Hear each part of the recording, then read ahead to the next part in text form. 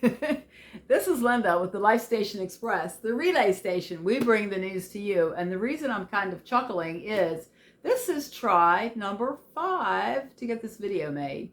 So if I make a mistake or I fumble over my words or I make a funny face, I'm doing it anyway. I'm leaving it go. So here we go. I wanted to share a little bit about a book that I'm reading. Now, if you're familiar with my YouTube channel, you'll know that I have 2 main subjects I talk about: faith and health. So faith and health. This one, I made one earlier about health, my health journey, but right now this one is going to be about faith.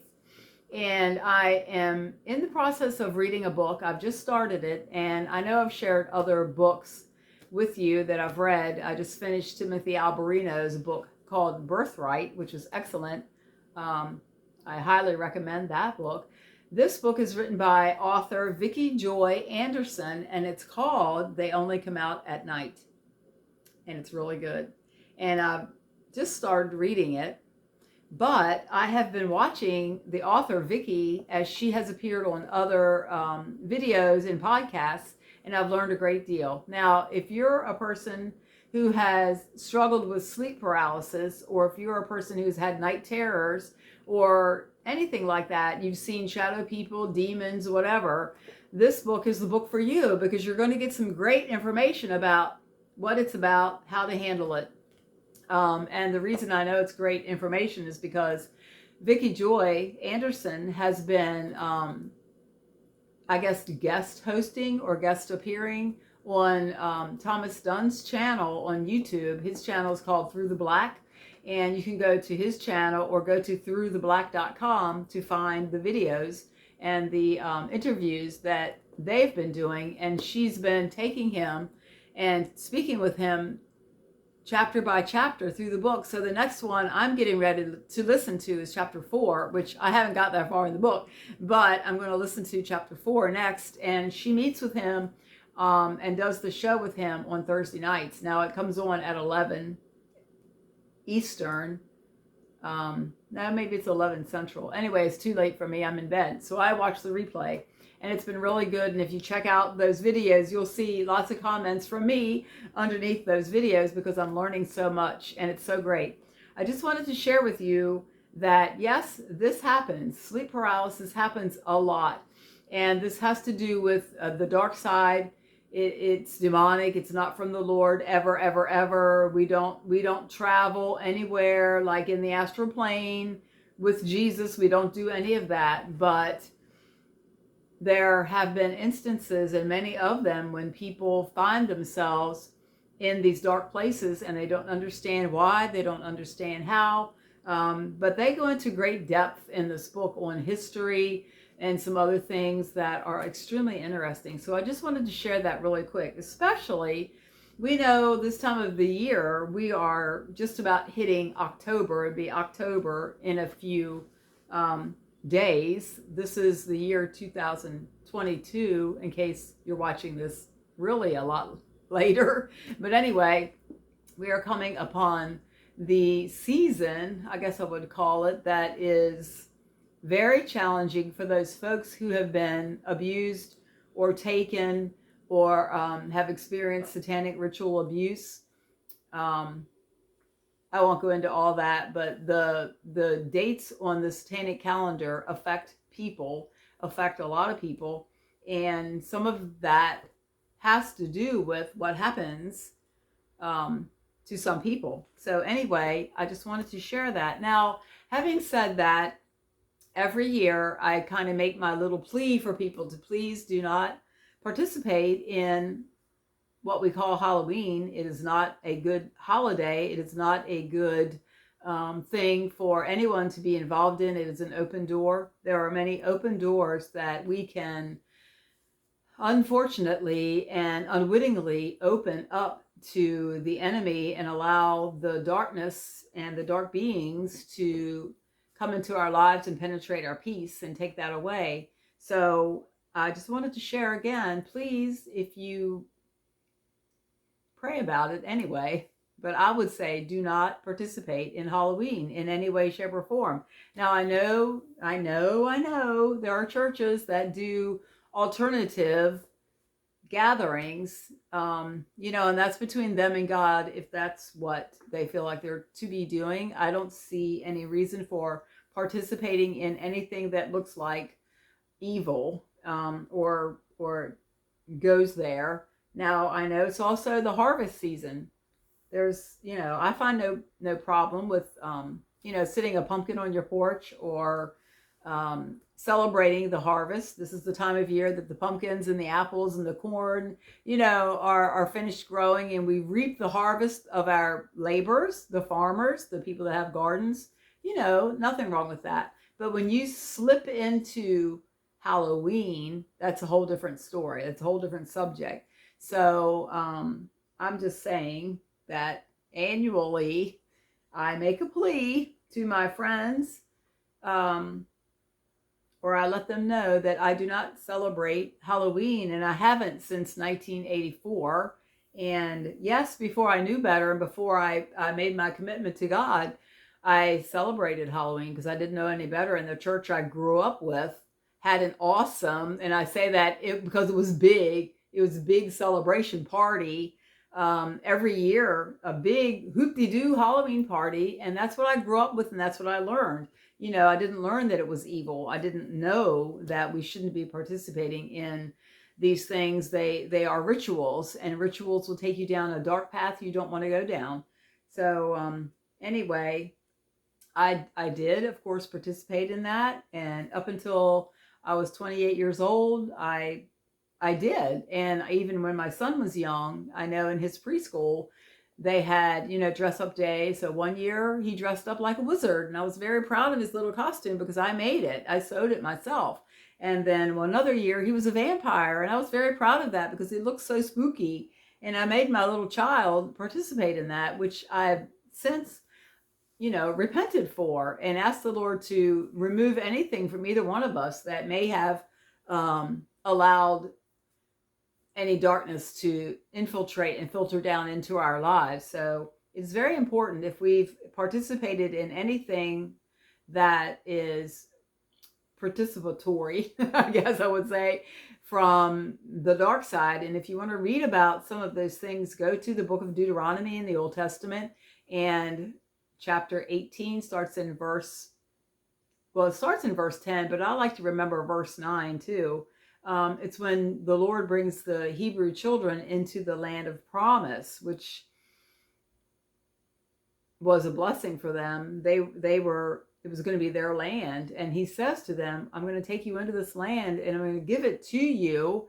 You're going to have houses you didn't have to build. You're going to have wells you didn't have to dig. But there are people in the land. I do not want you mixing with them. I do not want you doing the things they do. They were actually, at that point in time, they were a lot of the Nephilim and Rephaim tribes that had appeared on this plain for years and had built their own cities, and they were antichrists. Actually, they were from the enemy, and they were not God's people. We'll just put it that way. And God lists in Deuteronomy chapter 10 and following the abominations, he calls them abominations, that these people did. And those things we are not to do. And some of those things have filtered down to Halloween rituals and participation. And I just would stress that if you stay away from those things, you close the doors, and a lot of those doors can be closed through prayer and repentance. But if you leave the doors open, that's how these things come in, depending on what you've participated in. And sometimes it can just be thoughts. The New Testament tells us to cast down any thought that is evil or not of the Lord. And I can make a whole video about that. And if you have questions about that, you can, write me. I would love to see comments if anyone has questions or whatever.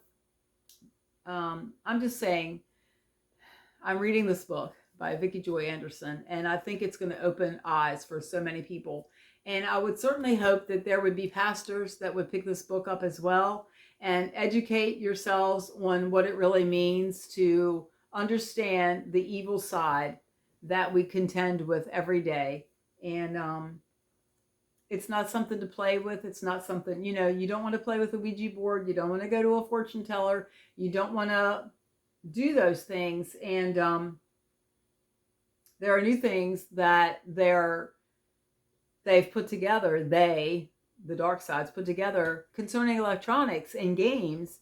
And I know that's not new to you, but there is a new thing out there. And it's kind of like a demonic geocaching type game. And I did post a video about that on my personal Facebook page if you want to look about that. You can find that also on Through the Black. They talked about it. And Sean Baker, he's the doctor. Sean Carter, sorry, Sean, two Seans. Sean Carter is the person that talks about that, and it was very enlightening to me because I hadn't heard about it before, and I don't know how many teenagers, kids, young adults, even older people have picked up on this. It's not, they make it look fun, but it's opening doors to the dark side, opening doors to the second heaven, the astral plane. You do not want to do that. So I just wanted to share that with you. This book that I'm reading, I'll probably do a couple of videos as I continue reading it, and I glean some information from the author, and I just wanted to share that and get that out there, that this time of year it's not a time to be messing with this stuff, because God tells us no. He says not to do those things. They're abominations, and anything that is not of God and is expressly forbidden, we are not to go there. We're not to do that. If we do, there are consequences.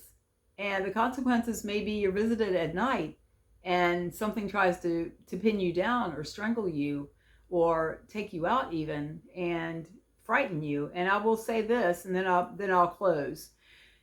There are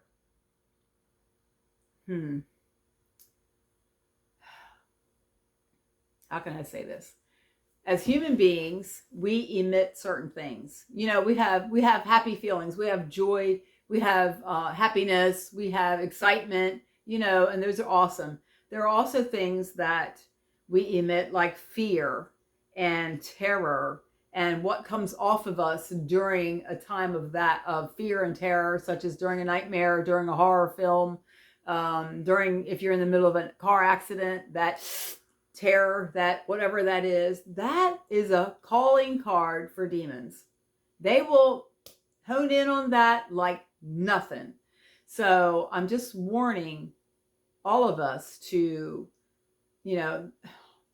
not mess with this stuff and not play with this stuff and startling people and scaring people. It's not good for us. It's just not. It's not what we're supposed to be doing. And it's been made into play, and it's been made into fun, and it's really not. We're being tricked, and we're being hoodwinked, to use a word that is it's where it takes us as human beings to a place where we don't need to go, where it's detrimental to us and it's harmful to us. So I just wanted to share that. I'll let you know some more about this book as I read it, and I would invite you to pick up your own copy.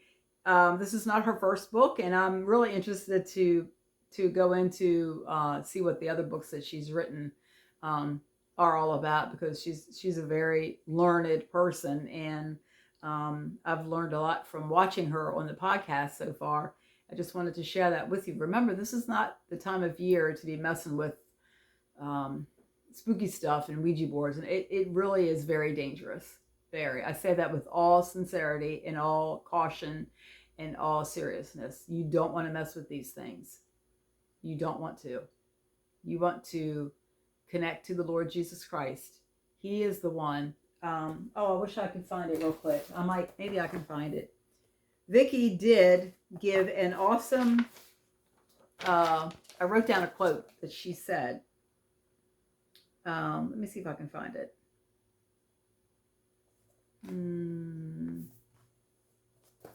Just a second. It's in either this page.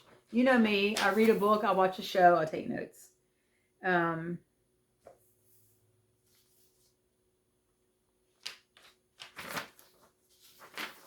oh, I want to find it for you before I close. Maybe I can't. Oh, Vicky said that Jesus said, and this is her paraphrasing, you know, or talking about what Jesus did at the cross, actually. She says this in minute 20 in chapter 4. I did start chapter 4. Jesus says this to us: I will give my life for your eternal protection. That's what he did at the cross. And that is a quote by Vicky Joy Anderson. I will give my life for you, for your eternal protection. Now, if you want to know how strong that was, Satan did a bunch of I wills as well, and it got him kicked out of heaven. He thought his I wills were something, and they were nothing. They were pride. But Jesus said, I will give my life for your eternal protection. Just want to leave you with that. That was amazing. I love that. That gives me comfort. That gives me peace.